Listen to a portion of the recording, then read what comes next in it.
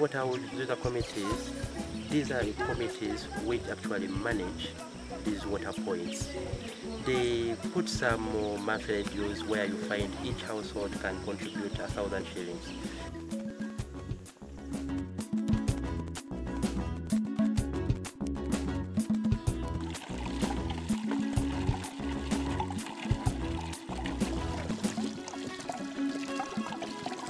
Access to water is a common concern for everyone in a community living both uphill and down at the wetlands.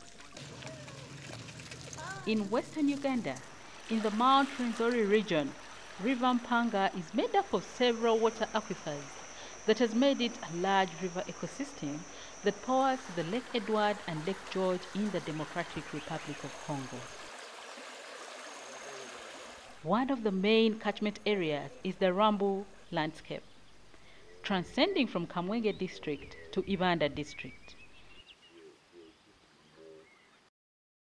Wetland communities within the Rwambu catchment are at the risk of water shortages.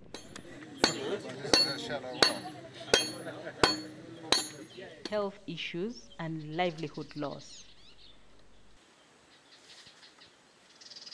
Wetlands provide significant economic, social and cultural benefits, and they're also important for the supply of primary products such as pastures, timber and fish. But more to that, they support recreational and tourist activities. They also help reduce the impacts from flooding. They maintain good water quality in rivers, recharge groundwater, store carbon, help stabilize climatic conditions and control pests. Wetlands are also important sites for biodiversity, and they improve water quality by trapping sediments, filtering out pollutants and absorbing nutrients that would otherwise result in poor water quality for downstream users. They may also be linked to groundwater resources. They are not being those. And then of course we have trenches or terraces, fanya juu, fanya chini. All of these will stop erosion and the recharge. Of course there are quite a lot more man-made, which as RAIN and partners we gather under the acronym of 3R, recharge, retention and reuse. The Rwambu project has been implemented by RAIN, Wetlands International, JESE, and then the respective local governments of Kamwenge and Uganda.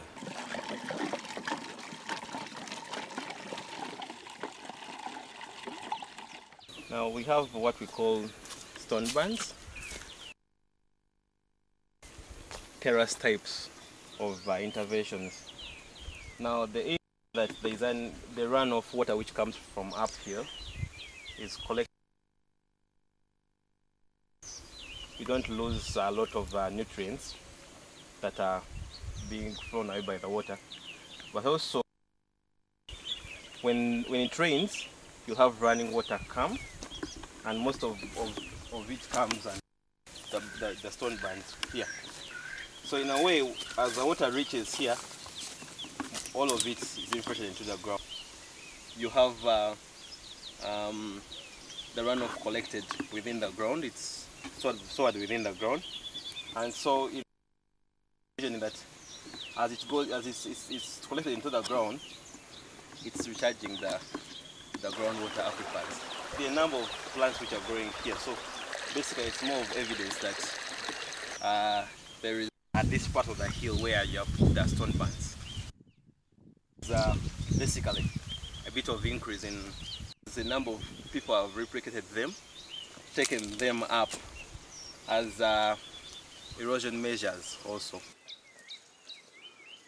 Around 20% of total water used globally is from groundwater sources, and this share is rising rapidly, particularly in dry areas. Global aggregated groundwater use stands at 67% for irrigation, 11% for industry, and 22% for domestic use. Rainwater Foundation, Wetlands International and partners under the Dutch Water Alliance, are working with local partners in Uganda to reclaim the Rwambu catchment. Protecting water sources like shallow wells, constructing check dams, planting trees along gazetted buffer zones, providing water and sanitation services, as well as continuous natural resources conservation, is the holistic approach that has ensured conserved water for these people. They conserve water right from its catchment at the hilltops down to the wetland. They refer to it commonly as thinking with the landscape. We came up with this, as I've been telling you, this is an integrated project, having WASH, wetland conservation, and free as approach.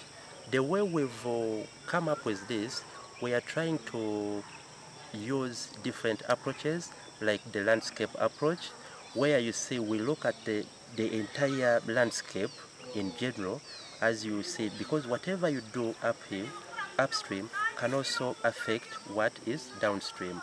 So we came up with these various technologies, like for 3Rs, as you've seen from the hilltop, the way we've partitioned this hill, directly from the top, we have planted trees. Coming down, we have what we call grass strips. Then continuing down, we've put stone bands, and just at the foothill, we have soil bands. So this one is a technical consideration where you have to consider the slope, because some interventions you can't do them from the top. So what you do at the top, mid-hill, downhill, it's a landscape approach, because we are trying to do more recharge. We recharge more water uphill so that it can also have some impact on the shallow wells we put in the wetlands. Because before we came in, we realized that mostly in this area, the water levels were depleting. So we came up with this 3Rs approach, where we do recharge, retention, and reuse.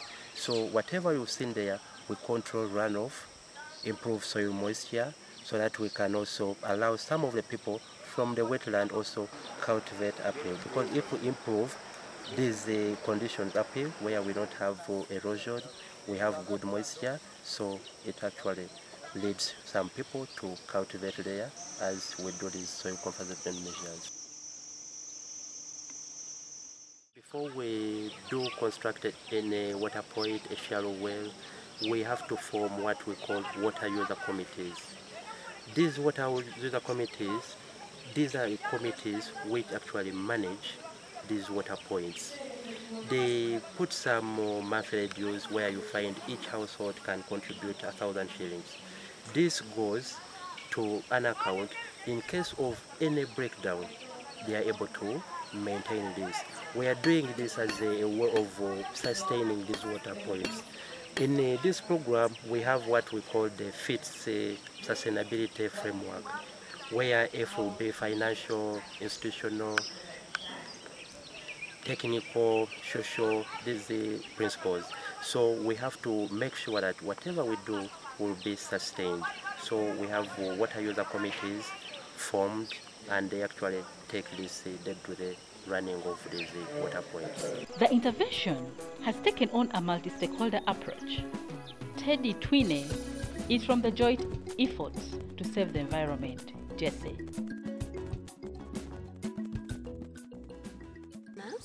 We have local government, those are our partners.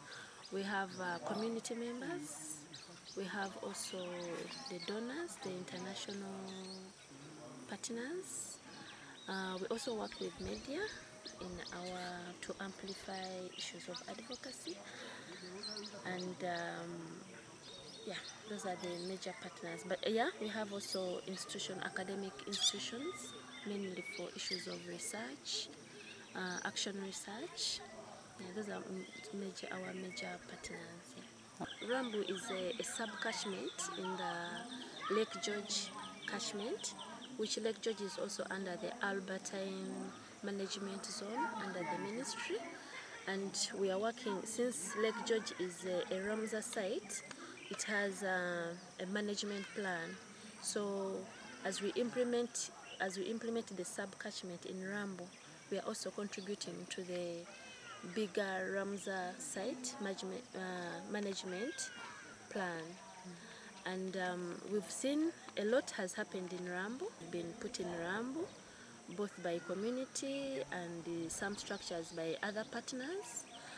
And we are also involved with the local government, but since it is a long process to implement a catchment management plan, we see other partners also coming in to bring in more assistance so that we achieve the goal at the end.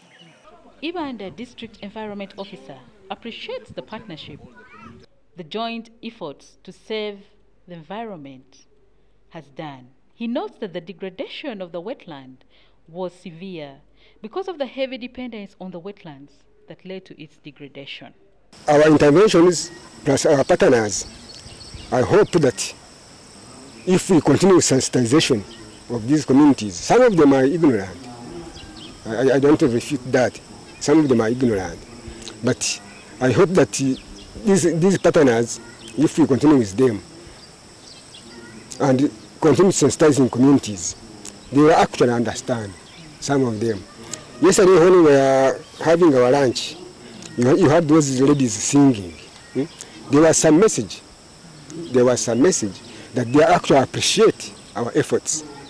Actually, I thank JESE for having come up on board to supplement our efforts. Otherwise, for us, we don't even have managed alone. We don't have managed alone. Attaining change in a degraded ecosystem through natural resource conservation and bioright support by sensitizing communities and enticing them with basic livelihood interventions to deter them from further destruction of the protected areas is a measure that has been used to reclaim the Rwambu catchment. Leonard Agwany from Wetlands International explains the importance of understanding the landscape and sustainable interventions. Rwambu is just a case study. There are many other places with this kind of approach, ensuring that can be able to retain water, can be able to recharge water, and reuse water. Communities within the catchment are already counting the gains of conserving the Rwambu catchment. They have realized the benefit of conserving water resources. For some, it will require more conservation and sensitization efforts to completely change their mind from farming in wetlands. But for others, JESE and partners has convinced them to stop activities that destroy the wetlands. The benefits are enormous, ranging from availability of clean water from protected water sources, afforestation in buffer areas along the wetlands, development of apiary sites, fish pond construction, establishment of ecosand toilets within households, and reduction of soil erosion. Akabanza hijabo kutwegesa kumustongore cya JESE gamba nabanye iguru akabanza hijabo kutwegesa kurwo mustongore cya JESE batwegesa twabeyungaho twabavamenda babo nabwanyuma kutwahereze bija batugambira ngo nibenda kutuhereza amezi batugambira ngo nibenda kutuhereza amezi bija bahapima mustongore cya JESE bahereze kuhapima bashanga ngo amezi ntugabasa bareba n'abantu kutwabentu ingana kandi kutwabentu enda amezi abo katwamfita hari yahife kandi garya marofa hari bisizana n'icyo kutereza amezi kare twatunga amezi aga bagatukora nuko tukagafuna cyo kora tutiya kubyara tutemeti ato kora tutiya nabwo tukatunga ubuhabuzo ku rugo mugesi konka tukatura twahinga kuruga hanuya twara kimoko bona tuhinga misiri atukutwahereza twafona ubuhabuzo ku rugo muri JESE batwegesa ngo kuhinga kukaha ahamiza hanshisho buhangu tunyamizi nzekarangatana kare twacega batugambira ngo tushimiye kuba nshinge miti etari ya kartuzi jemanye eri batujya ngo tingeje kare baturetere endu ensigo twajema twahereze twareta twasimba tutiya kugira ngo turinde ogumjera nitwe niko kusimba tuti kuruga hari guhika hari habaho mugera rero kuruga hari ugaruka kuri twakuzese katoga umuti wiki ogo guvera ate nyokuri yo wanje kuri uza kukorera nyonka naho mwasanga hari ari nawe sibikire muzaho nkakitekaho cyatabwa itakariza ryashuka kumani ataba kubizire batwegesa nayongera ho cyo wabo roho batwatwongerwa eri takere rya kurubira ndiza kugenda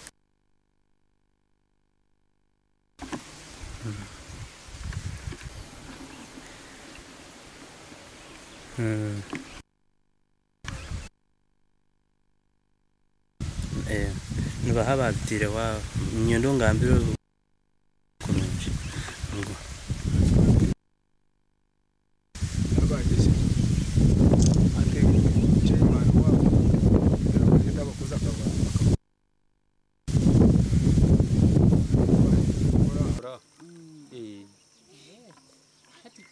sawamu bakeka cyo konka ko bakigumizemo hakabi harya buko kuriya naharga y'umutunga gwamana gwizira kimwe guru kutera haguhashisha etabe gumanya Patrick niwe chiyimana konka nangwa bakabatekaho ukora zitereri zibana mu bireba mwe byina nasinje nje bakabagera bizemu konka abantu tubakorwa birungi abana nabazamo babishisha babikura guza babihemba n'abakaza bamwe akiza afite hanizo mwazi yacyangaho cyomera twaraza kwemba.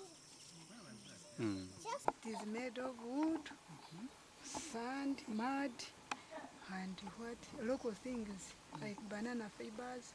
It is made as iron. Instead of iron, we have banana fibers. We are using this toilet, but we are not free. We are not okay. We are not breathing. We were suffering when rain comes. We start fearing it is going to fall down. What are we going to do then? So we pray God. God heard our prayers, and God brought the raining group, and give us a help. About 10 years using this one. You still use it? No, we don't want it because it is useless. It's useless. Yes. So why do you keep it there? I keep it there because when I am that one, I can lock it when I'm not here. If I'm not here, some people came from the village around and start spoiling it, putting in some stones, sand, putting in there where the urine passes through. They try to put there mud, what and what not. So I leave this one here for those people who are passing here to use this. But this one is, my eco-sign is a good one for my visitors. I always get visitors from America. I just open and they be free. So I'm now free, my family, we are free. We are proud of our eco-sign. From JESE, that is called the raining group. They came and see that we are suffering so much. We don't have toilets. We are not feeling free. When the rain comes, we fear to go there. But when they came, they love us. They helped us. They give us eco-sign. You see, our eco-sign is very smart. When we are sitting there, we feel free. We feel okay. Even my family, they are okay now. They are very pleased of that group of raining who gave us this eco-sign, and we expect to get from there manure, and we are going to put it in our garden, and we get enough food. Nikora nka chairman wa Rwambu ya Kashatu kandi chairman wa Rwambu Wetland Conservation Group. Twabiri turiyaho twareba abakoma by'abuhangwa abajese twija nito twayenda ngo nito tubasa kuma by'ubuhangwa twejoininge nabo someone akata place twatimba ki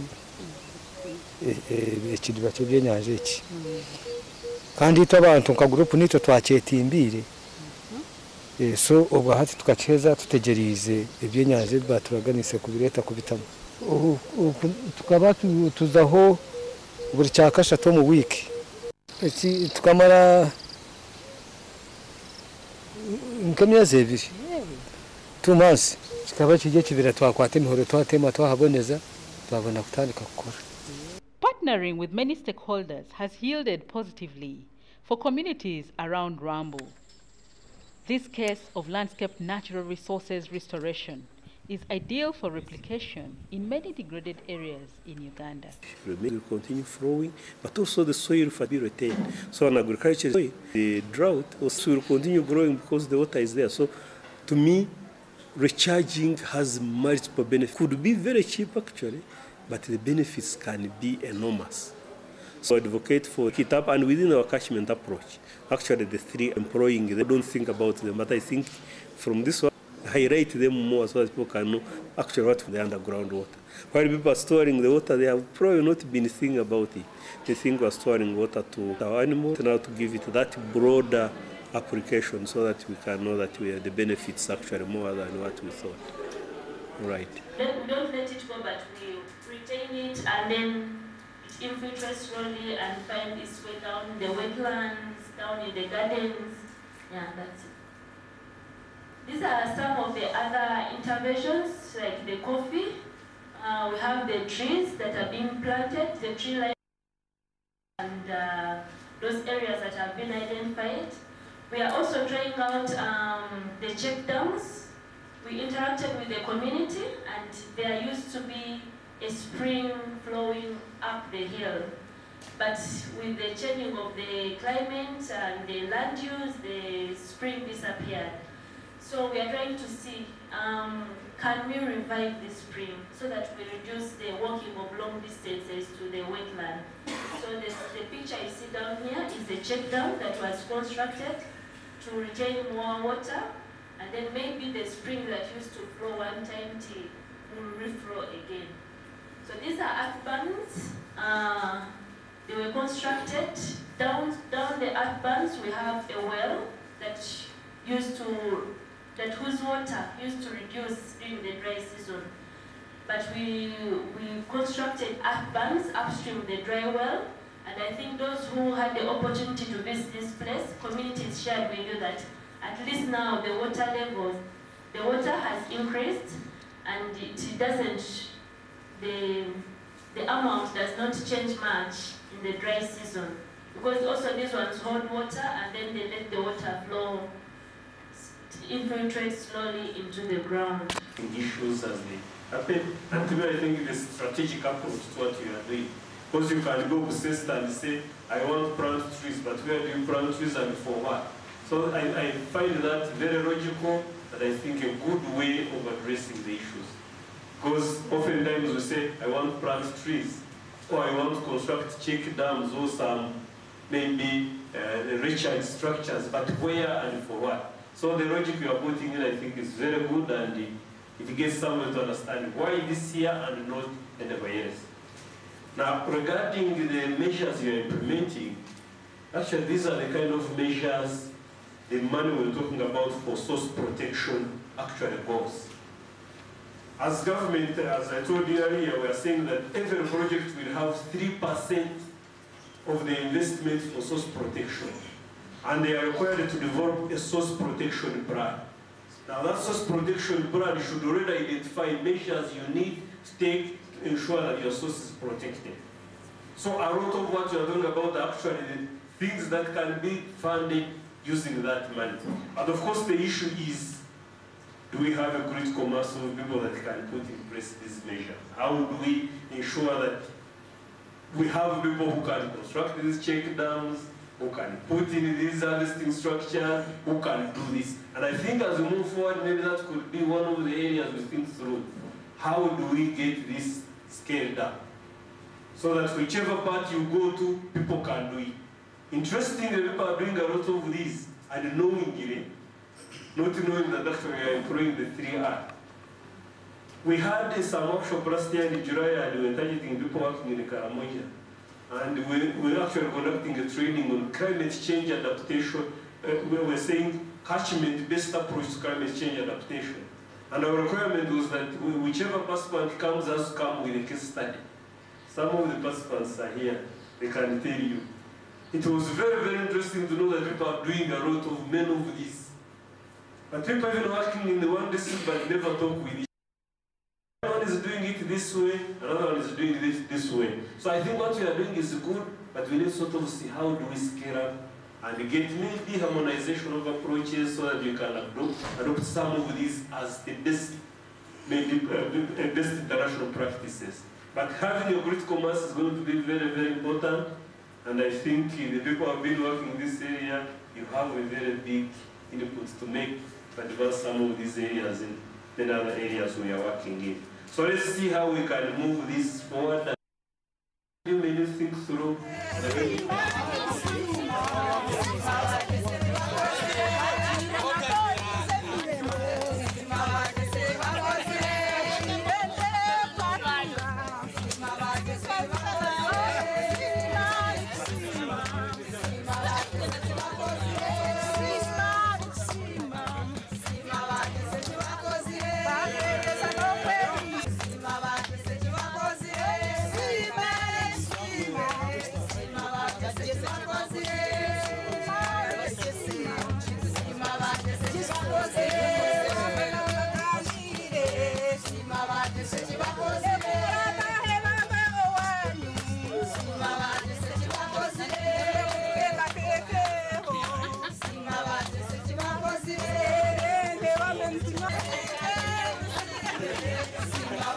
Sima